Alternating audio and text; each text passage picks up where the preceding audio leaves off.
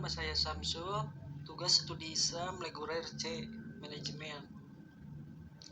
Saya akan menjelaskan tentang hal-hal yang sudah biasa di masyarakat yang seperti bergosip atau riba dan kebencian. Menurut ajaran Islam itu salah. Saya akan menjelaskan tentang bergosip. Bergosip atau ghibah dalam masyarakat di sekitar saya atau tetangga sebelah, alhamdulillah sudah jarang tentang gosip atau ghibah. Paling juga ada beberapa orang yang suka gosip. Biasanya kebanyakan itu ibu-ibu. Kalau di daerah saya itu juga, tapi nggak tahu sih kalau di daerah orang lain mah. Tidak tahu di daerah orang lain mah. Biasanya ibu-ibu yang sedang belanja terus ngomongin orang lain, apalagi ngejelek-jelekan orang lain. Atau juga pulang pengajian, itu ibu-ibu pulang pengajian malah ngerumpi, itu juga ada sih kalau kayak gitu.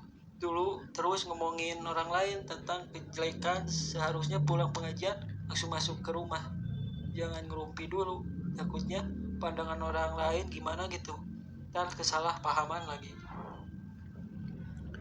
Manusia itu merupakan makhluk sosial yang saling berhubungan satu sama lain dalam hal apapun, itu tidak bisa dipungkiri. Terkadang kita berbincang malah berunjuk menggosip, membicarakan keburukan orang lain hingga mengeluh tentang sesuatu. Bergosip atau ghibah merupakan tindakan yang tidak baik dan tidak disukai oleh Allah. Dan itu juga bisa menjadi salah satu pemicu permusuhan antara manusia karena memungkinkan hal itu yang dibicarakan adalah kebohongan atau juga fitnah. Bergosip atau ghibah menurut ajaran Islam itu sangat dosa besar. Dalam surat Al-Quran, surat Al-Hujurat ayat 12 yang menjelaskan tentang wahai orang-orang yang berfirman, jauhilah banyak prasangka, sesungguhnya sebagian prasangka itu dosa. Janganlah kamu mencari kesalahan orang-orang lain, dan jangan di antara kalian mengguncang sebagian yang lain. Apalagi di antara kalian suka memakan daging saudaranya yang sudah mati. Tentu kalian itu akan merasa jijik. Bertakwalah kalian kepada Allah. Sesungguhnya Allah Maha Penerima taubat dan Maha Penyayang. Buat orang-orang yang suka ghibah ada 3 ajab, yaitu 1.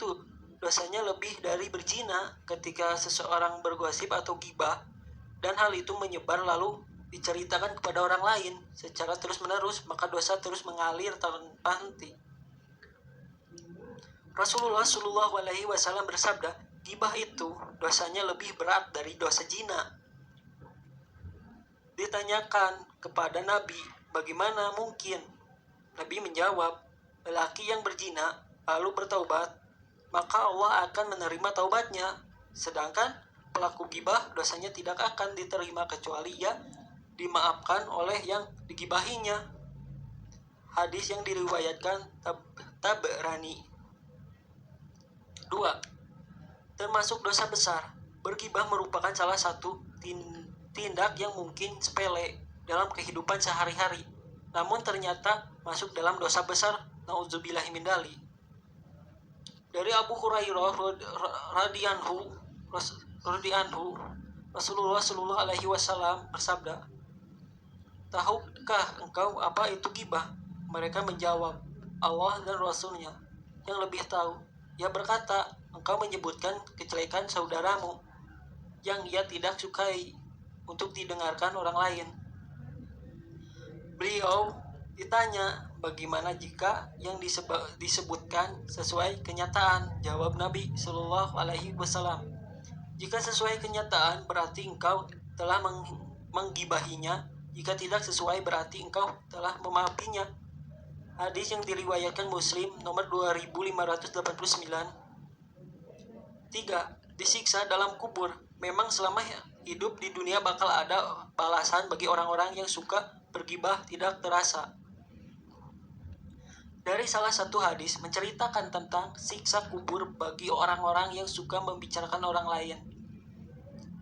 Dari Ibnu Abbas radhiyallahu bahwa Nabi SAW berjalan melewati 2 kuburan, lalu beliau bersabda, keduanya sungguh sedang disiksa, dan tidaklah keduanya disiksa disebabkan karena berbuat dosa besar. Kemudian beliau bersabda, demikianlah adapun yang satu disiksa karena selalu mengadu domba, sedangkan yang satunya lagi tidak bersuci setelah kencing. Ibnu Abbas radhiyallahu kemudian beliau mengambil sebatang dahan kurma lalu membelahnya menjadi 2 bagian kemudian menancapkannya pada masing-masing kuburan. Serasa berkata, semoga diringankan siksanya selama batang pohon ini masih basah. Hadis yang diriwayatkan Bukhari. Riba. Persoalan riba di masyarakat sekitar saya yang diketahui di sekitar saya yaitu Bank Emok. Hampir banyak yang meminjam atau hutang ke Bank Emok, khususnya itu untuk ibu-ibu dan ada juga sih ke bapak-bapak juga, meminjam uang yang banyak bunganya dengan alasan untuk modal usaha atau berdagang dengan uang riba. Riba menjadi hal yang paling diperdebatkan oleh kaum muslimin. Sebenarnya riba sudah dikenal jauh sebelum Islam hadir. Pengertian riba dalam ajaran Islam dan jenis riba yang harus dihindari umat muslim dalam ilmu fikih. Riba itu merupakan tambahan khusus yang diberikan sebagai bentuk imbalan atau balas jasa atau jasa pinjam. Yang diberikannya dalam ajaran Islam sangat melarang umatnya untuk melakukan segala bentuk riba.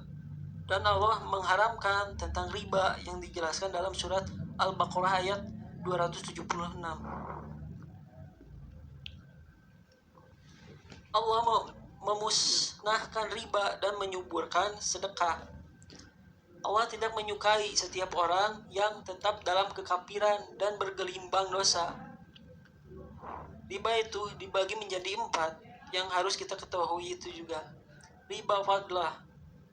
Jenis riba ini termasuk pada proses pertukaran barang sejenis, namun takaran dan kadarnya berbeda dan barang yang ditukarkan termasuk jenis ribawi. Rasulullah bersabda, jika emas dijual dengan emas, perak dijual dengan perak, gandum dijual dengan gandum, syair, salah satu jenis gandum, dijual dengan syair, kurma dijual dengan kurma, dan garam dijual dengan garam, maka jumlah takaran atau timbangan harus sama dan dibayar kontan atau tunai. Jika jenis barang tadi berbeda, maka silakan engkau membarterkannya sesukamu, namun harus dilakukan secara kontan ataupun tunai. Hadis yang diriwayatkan Muslim nomor 1587. Ribaan nasi'ah. Bentuk riba ini yaitu menangguhan, penyerahan atau penerima jenis barang ribawi dengan barang ribawi lainnya. Riba al-yad atau riba jahiliyah merupakan tambahan hutang yang harus dibayar jika yang berhutang tidak mampu membayar hutang pada waktu yang telah ditentukan. Riba qardoh menambahkan atau melebihi tertentu yang disyaratkan pada seseorang yang hendak berhutang berupa uang atau modal. Kita akan membahas tentang hoak ataupun kebencian. Hoak adalah suatu kata yang digunakan untuk menunjukkan pemberitaan palsu atau usaha untuk menipu pembaca atau pendengarannya agar mempercayai sesuatu yang biasanya digunakan dalam forum media sosial seperti Facebook, Twitter, dan yang paling populer adalah di forum WhatsApp. Belakangan berita-berita hoak di Indonesia semakin menjamur, semakin banyak. Korbannya mulai dari orang yang tidak lulus SD atau sarjana dan mereka percaya dan yakin dengan berita-berita hoak. Bahkan merasa melakukan kebaikan saat menyebarkan berita bohong tersebut. Anehnya, meskipun sudah banyak klarifikasi, mereka tetap melakukannya dan tidak pernah sedikit pun menyesali perbuatannya, apalagi untuk minta maaf. Wah, benar-benar seperti pecandu sih. Sungguh elok dan indah jika dijadikan media silaturahmi atau media pemberi nasihat, kebaikan atau pendidikan, kesehatan, dan informasi aktual positif lainnya. Karena media adalah upaya untuk meraih tujuan-tujuan kebaikan, maka antara sarana dan tujuan harus memiliki bobot idealitas yang seimbang. Sebagaimana bunyi kaidah fikih al-wasail laha ahkam al-maqayid. Hati-hati dengan berita bohong. Berita bohong sekalipun dia baik dan bermanfaat, bahkan diyakini masyarakat, bagi umat tetap saja tidak boleh disebarluaskan karena tujuan yang baik tidak boleh ditempuh dengan cara yang tidak baik. Dalam kaidah fikih disebut al-ghayatu la tubariru al-wasilah ila bid-dalil, bahwa untuk mencapai tujuan tidak boleh menggunakan segala cara kecuali dengan cara dibenarkan dalilnya. Pertama, etika. Masalah etika penyebaran berita. Islam mengajarkan tabayun atau pengecekan sumber berita sebelum kita menyebarluaskan ke tengah masyarakat. Al-Quran mengecam orang-orang yang ikut-ikutan menyebarkan berita bohong, yaitu berita yang tidak jelas sumber dan asal usulnya. Allah berfirman, An-Nisa ayat 83, dan apabila datang kepada mereka suatu berita tentang keamanan ataupun ketakutan, mereka lalu menyiarkannya, dan kalau mereka menyerahkannya kepada Rasul dan ulil amri di antara mereka, tentulah orang-orang yang ingin mengetahui kebenarannya akan dapat mengetahuinya dari mereka, Rasul dan ulil amri. Kalau tidaklah karena karunia dan rahmat Allah kepada kamu, tentulah kamu mengikut setan kecuali sebagian kecil saja. An-Nisa ayat 83. Dalam surat Al-Ahzab ayat 60, sesungguhnya jika tidak berhenti orang-orang munafik, orang-orang yang berpenyakit dalam hatinya, dan orang-orang yang menyebarkan kabar bohong di Madinah dari menyakitimu, niscaya kami perintahkan kamu untuk memerangi mereka, kemudian mereka tidak menjadi tetanggamu di Madinah, melainkan dalam waktu yang sebentar. Dalam perdaraan hadis cukup banyak sabda Nabi Muhammad SAW yang mengkritik keras pada orang yang asal compas dan sebar berita tanpa pengecekan lebih dulu. Di antaranya ada yang menyebut sebagai pembohong dan ada juga yang menyebut sebagai orang yang dibenci oleh Allah.